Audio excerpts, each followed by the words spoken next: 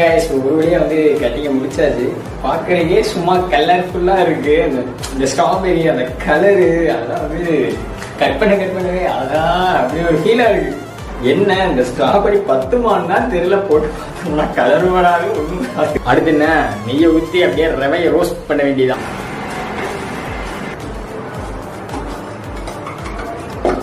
Roasting முடிஞ்சது. So இதுக்கு மேலே ப்ரிப்பரேஷன்ஸ் எல்லாம் முடிஞ்சது. இதுக்கு மேலே வந்து அவ்வளோதான், கேசரி கிண்டி ஸ்ட்ராபெரியை போட்டு மிக்ஸ் பண்ணி கேசரியை தூக்குறோம்.